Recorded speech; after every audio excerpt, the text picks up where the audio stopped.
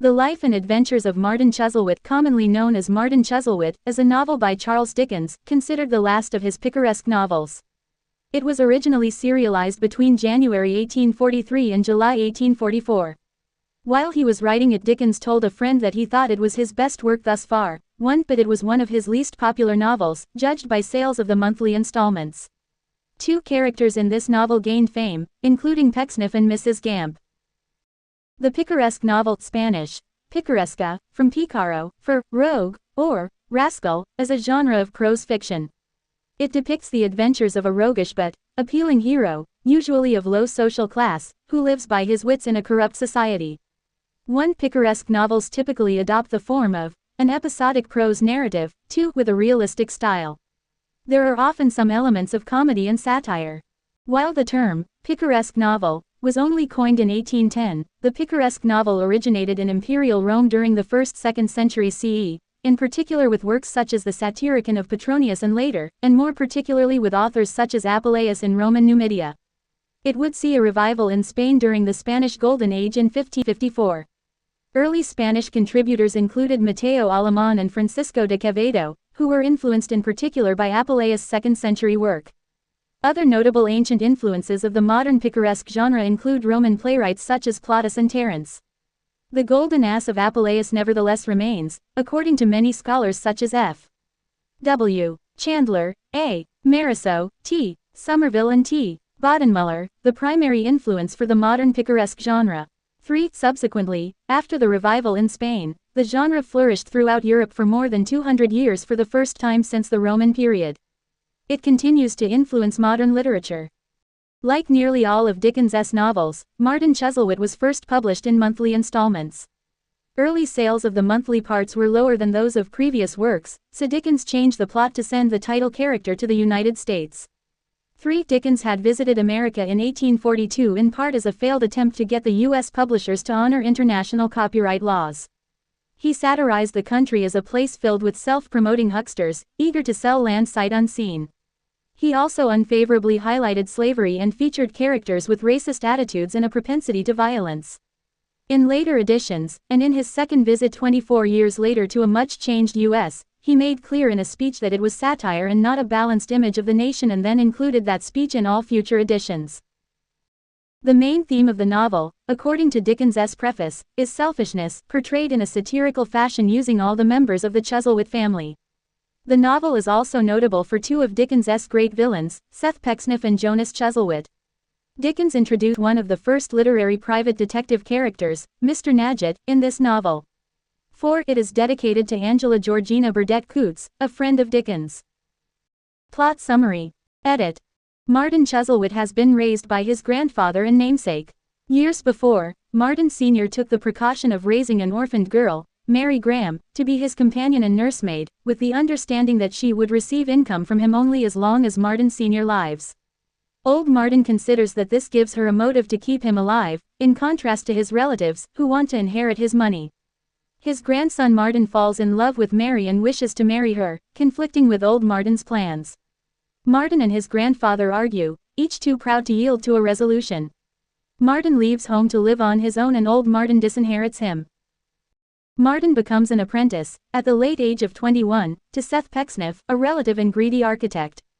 Instead of teaching his students, he lives off their tuition fees and has them do drafting work that he passes off as his own. He has two spoiled daughters, Charity and Mercy, nicknamed Cherry and Mary. Pecksniff takes Martin on to establish closer ties with his wealthy grandfather. Young Martin befriends Tom Pinch, a kind-hearted soul whose late grandmother gave Pecksniff all she had in the belief that Pecksniff would make an architect and a gentleman of him. Pinch is incapable of believing any of the bad things others tell him of Pecksniff, and always defends him vociferously. Pinch works for exploitatively low wages while believing that he is the unworthy recipient of Pecksniff's charity, rather than a man of many talents. Martin spends 1 week at the house of Pecksniff, alone with Tom, as the family spends the week in London. Martin draws the designs for a school during that week. When old Martin learns of his grandson's new life, he asks that Pecksniff kick young Martin out. When Pecksniff returns, they argue and Martin leaves, once again to make his way alone. Soon, old Martin and Mary arrive in the area. He seems to fall under Pecksniff's control. During this time Pinch falls in love with Mary, who loves to hear him play the organ, but does not declare his feelings, both because of his shyness and because he knows she is attached to young Martin. Pecksniff decides that Mary should be his next wife, and rudely courts her. Old Martin's brother, Anthony Chuzzlewit, is in business with his son, Jonas. Despite their considerable wealth, they are miserly and cruel. Jonas, eager for the old man to die so that he can inherit, constantly berates his father. Anthony dies abruptly and under suspicious circumstances, leaving his wealth to Jonas. Jonas then woos Cherry, while arguing constantly with Mary. He then abruptly declares to Pecksniff that he wants to marry Mary and jilts Cherry, not without demanding an additional £1,000 on top of the £4,000 that Pecksniff has promised him as Cherry's dowry, with the argument that Cherry has better chances for matchmaking. Jonas becomes entangled with the unscrupulous Montague Tigg, formerly a petty thief and hanger-on of a Chuzzlewit relative, Chevy Slime, and joins in Tigg's crooked insurance business. As Martin raises funds in London, Tigg cheats young Martin at the pawn shop of the full value of his valuable pocket watch. Tigg uses the funds to transform himself into a con man with a new personal appearance, calls himself Tigg Montague, and rents a fine office. This new image convinces investors that he is an important businessman from whom they may greatly profit. At this time, Pecksniff, in front of old Martin, orders Tom Pinch out of his house. He does this after eavesdropping on a conversation between Tom and Mary Graham, when Mary tells of Pecksniff's villainous designs on her. Tom Pinch abruptly sees the true character of his employer, and goes to London to seek new employment. He meets John Westlock in London, a good friend. Tom Pinch rescues his sister Ruth from mistreatment by the family that employs her as a governess, and the two rent rooms in Islington. Pinch quickly receives an ideal job from a mysterious employer with the help of an equally mysterious Mr. Phipps. Young Martin, meanwhile, has encountered Mark Tapley, who is always cheerful, jolly, in his own words. Mark is happy at the inn where he works, which he decides does not reflect well on him because it shows no strength of character to be happy when one has good fortune. Mark leaves his employment and heads to London to find a situation to test his cheerfulness by maintaining it in worse circumstances. To this end he accompanies young Martin to the United States to seek their fortunes, with Mark calling Martin, "Sir," and doing Martin's bidding, an easy relationship for Martin. Martin believes the words of men in New York selling land unseen, along a major American river, thinking that place will need an architect for new buildings, despite the views of Mr. Bevan, whom they met in New York upon arrival. They travel by train and river boat first to purchase the land at the office in the city up the river. They proceed to Eden, a swampy, disease-filled settlement. They find it nearly empty of people or buildings as previous settlers mainly died. Mark aids a couple who watch their children die in Eden. Then Martin, soon followed by Mark, falls ill of malaria. Mark decides that being with Martin and being in Eden is a situation in which it can be considered a virtue to remain in good spirits. The grim experience of Eden, with Mark nursing Martin back to health, and then Martin nursing Mark from the illness, changes Martin's selfish character. He understands when Mark suggests that he could get on better terms with his grandfather by apologizing. The men return to England, where Martin seeks reconciliation with his grandfather, who is still with Pecksniff. His grandfather hears him, and agrees to repay Mr. Bevan in New York for the fare of the journey back to England. Martin reunites with Tom Pinch in London, and meets John Westlock. Old Martin Chuzzlewit shows himself at Tom Pinch's office, revealing himself as the mysterious employer. Old Martin has been pretending to be enthralled to Pecksniff, while keeping up with other, more important members of his extended family. While Martin was in America, a witness came forward to John Westlock who believed Jonas had killed his own father, using drugs the witness gave him in trade for erasing a gambling debt. Chuffy, who survives his master Anthony Chuzzlewit, had seen the drugs and prevented Jonas from using them on his father, who died a natural death. The London police, including Chevy Slime, nephew of old Martin, have discovered the body of Tigg Montague and have the benefit of the information gathered by Montague's investigator Nadgett, to know the murderer. At the home shared by Jonas and his wife Mary, and Mr. Chuffy, the police and old Chuzzlewit confront Jonas. Jonas is saved of the charge of murdering his father by Chuffy's story. Jonas is taken for the murder of Montague, who had fooled him and taken his money. Montague's one true partner escaped with the funds on hand out of England. Old Martin has taken Mary Pecksniff Chuzzlewit under his protection, as she was an abused wife, with none of her happy ways left. Old Martin, with his grandson, Mary and Tom Pinch, confront Pecksniff with their knowledge of his true character. Pecksniff has lost all his funds, as he was taken in by Jonas and Montague. Only his eldest daughter, a shrew who had been jilted on her wedding day, is left to him. Old Martin reveals that he was angry at his grandson for becoming engaged to Mary because he had planned to arrange that particular match himself, and felt that his glory had been thwarted by their action. Martin and his grandfather are reconciled, and Martin and Mary are married, as are Ruth Pinch and John Westlock, another former student of Pecksniff. Tom Pinch remains in unrequited love with Mary for the rest of his life, never marrying, and always being a warm companion to Mary, Martin, Ruth and John, who now knows his value and his skills. Extended Chuzzlewit family. Edit. Seth Pecksniff is a widower with 2 daughters, who is a self-styled teacher of architecture. He believes that he is a highly moral individual who loves his fellow man, but he mistreats his students and passes off their designs as his own for profit. He is said to be a cousin of old Martin Chuzzlewit. Pecksniff's rise and fall follows the novel's plot arc. Charity and Mercy Pecksniff are the 2 daughters of Mr. Pecksniff. They are also known as Cherry and Mary, or as the 2 Miss Pecksniffs. Charity is portrayed throughout the book as having none of that virtue after which she is named, while Mercy, the younger sister, is at first laughing and girlish, though later events drastically change her outlook on life. Old Martin Chuzzlewit, the wealthy patriarch of the Chuzzlewit family, lives in constant suspicion of the financial designs of his extended family. At the beginning of the novel he travels with Mary, an orphan he raised, who is his companion and caretaker. She receives an income while he is alive and is not named in his will. He feels this motivates her to keep him alive. Later in the story, with Mary still his companion, he makes an apparent alliance with Pecksniff, who, he believes, is at least consistent in character. His own true character is revealed by the end of the story. Young Martin Chuzzlewit is the grandson of old Martin Chuzzlewit. He is the closest relative of old Martin, and has inherited much of the stubbornness and selfishness of the old man. Young Martin is the protagonist of the story. He is 21 years old at the start, and older than the usual apprentice to an architect. His engagement to Mary is the cause of estrangement between himself and his grandfather.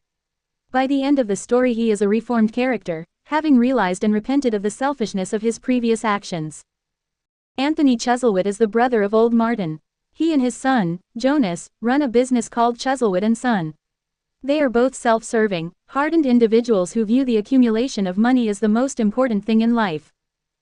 Jonas Chuzzlewit is the mean-spirited, sinisterly jovial son of Anthony Chuzzlewit. He views his father with contempt and wishes for his death, so that he can have the business and the money for himself. He tried to hasten the old man's death, but his father's friend intervened. He is a suitor of the 2 Miss Pecksniffs, wins one, then is driven to commit murder by his unscrupulous business associations. Mr. and Mrs. Spottletoe are the nephew-in-law and niece of old Martin Chuzzlewit, Mrs. Spottletoe being the daughter of old Martin's brother. She was also once the favorite of old Martin, but they have since fallen out. George Chuzzlewit is a bachelor cousin of old Martin. Characters in England. Edit. Thomas Tom Pinch is a former student of Pecksniff's who has become his personal assistant. He is kind, simple and honest in everything he does, serving as a foil to Pecksniff. He carries in his heart an extreme loyalty and admiration for Pecksniff until he discovers Pecksniff's true nature through his treatment of Mary, whom Pinch has come to love. Because Tom Pinch plays such a large role in the story, he is sometimes considered the novel's true protagonist. He started as an apprentice long ago, and is 35 years old when he leaves to start a new life in London. Ruth Pinch is Tom Pinch's sister. She is sweet and good like her brother, and she is beautiful. At first she works as a governess to a wealthy family, but later she and Tom set up home together. She falls in love with, and marries, Tom's friend John Westlock. Mark Tapley, the good-humored employee of the Blue Dragon Inn and suitor of Mrs. Lupin, the landlady of the inn, leaves to find work that might be more of a credit to his character, that is, work sufficiently miserable that his cheerfulness will be more of a credit to him. He eventually joins young Martin Chuzzlewit on his trip to the United States, where he finds at last a situation that requires the full extent of his innate cheerfulness. Martin buys a piece of land in a settlement called Eden, which is in the midst of a malarial swamp. Mark nurses Martin through illness and they eventually return to England. Mark is a few years older than Martin. Montague Tig Montague is a down-on-his-luck rogue at the beginning of the story, and a hanger-on to a Chuzzlewit cousin named Chevy Slime. Later Tig starts the Anglo-Bengali Disinterested Loan and Life Assurance Company, which pays off early policyholders' claims with premiums from more recent policyholders. Tig lures Jonas into the business. John Westlock ends his 5 years training under Pecksniff as the story opens. His comments about Pecksniff reveal that architect's real character to reader. He is great friends with Tom Pinch. Soon after he leaves Pecksniff, Westlock comes into his inheritance, and he lives in London. After Tom Pinch moves to London, John serves as a mentor and companion to Tom and his sister. He falls in love with and eventually marries Ruth Pinch. Mr. Nadgett is a soft-spoken, mysterious individual who is Tom Pinch's landlord and serves as Montague's private investigator. He is hired to investigate the private lives of potential clients whom Montague hopes to defraud. It has been claimed that he is the first private investigator in fiction. 5-4. Sarah Gamp, also known as Sari or Mrs. Gamp, is an alcoholic who works as a midwife, a monthly nurse and a layer out of the dead. Even in a house of mourning, Mrs. Gamp manages to enjoy all the hospitality the house can afford, with little regard for the person she is there to minister to, and she is often much the worse for drink. She constantly refers to a Mrs. Harris, Hoyes, a phantom of Mrs. Gamp's brain, created for the express purpose of holding visionary dialogues with her on all manner of subjects, and invariably winding up with a compliment to the excellence of her nature. Mrs. Gamp habitually carries with her a battered black umbrella. So popular with the Victorian public was the character that Gamp became a slang word for an umbrella in general. It is believed that the character was based on a real nurse described to Dickens by his friend Angela Burdett Coutts. 6-7. Mary Graham is the companion of old Martin Chuzzlewit, who has told her that she will receive nothing from him in his will. She is a beautiful young woman who is loving and loyal. Mary and young Martin Chuzzlewit fall in love. The two lovers are separated by the argument between grandfather and grandson. They are eventually reunited. Mr. Chuffy is Anthony Chuzzlewit's old clerk and lifelong companion. Chuffy protects Anthony from his son Jonas. Bailey is a boy employed first by Mrs. Todgers, then by the fraudster Montague Tigg. He is reported to have suffered a fatal head injury in falling out of a cabriolet, though he eventually recovers. Mrs. Todgers owns the inner boarding house where the Pecksniffs stay when in London. As it is for male guests only, she houses Charity and Mercy in her own suite of rooms. Characters in America. Jefferson Brick is a war correspondent in the New York Rowdy Journal. He typifies the bluster written in American newspapers, which publish every speech made by a local, and have poor knowledge of the world beyond America. Mr. Bevan is the kind and level-headed American man who meets Martin on his arrival in New York. He aids Martin in returning to England. The main theme of the novel,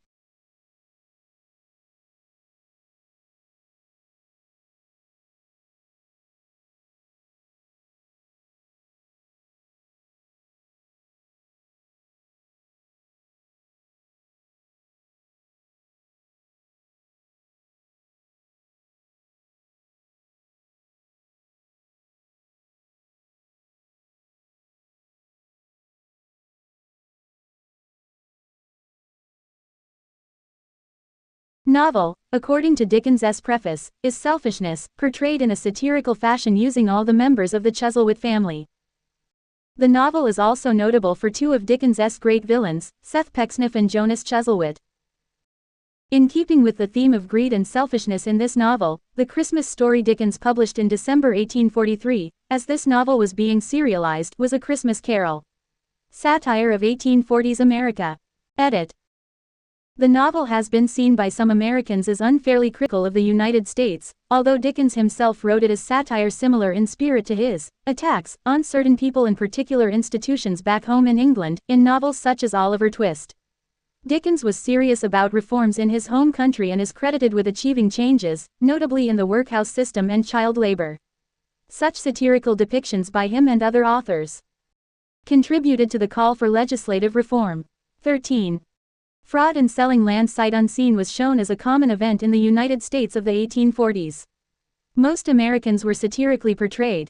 They proclaim their equality and their love of freedom and egalitarianism at every opportunity. Those who have traveled to England claim to have been received only by aristocrats. One character, Mr. Bevan, is the voice of reason with a balanced view of his nation and a useful friend to Martin and Mark. Another American character, Mrs. Hominy, described the United States as so maimed and lame, so full of sores and ulcers, foul to the eye and almost hopeless to the sense, that her best friends turned from the loathsome creature with disgust. 14. Dickens attacks the institution of slavery in the United States in the following words: Thus the stars wink upon the bloody stripes, and liberty pulls down her cap upon her eyes, and owns oppression in its vilest aspect for her sister. 1-5 The institution of slavery had not been practiced in England since the 12th century, and Britain outlawed the slave trade in the British Empire in 1807 and provided for the gradual abolition of slavery in most parts of the British Empire in 1833. So the sight of slaves and the still lively debates on keeping or abolishing the practice in the U.S. were an easy stimulant for satire by an English writer. George L. Rives wrote that, "It is perhaps not too much to say that the publication of Martin Chuzzlewit did more than almost any other one thing to drive the United States and England in the direction of war, over the Oregon boundary dispute, which was eventually resolved via diplomacy rather than war." 16. In 1868, Dickens returned to the U.S. and at a banquet in his honor hosted by the press in New York City, delivered an after-dinner speech in which he acknowledged the positive transformation which the United States had undergone and apologized for his previous negative reaction on his visit decades before. Furthermore, he announced that he would have the speech appended to each future edition of American Notes and Martin Chuzzlewit, and the volumes have been amended as such in all successive publications. 17.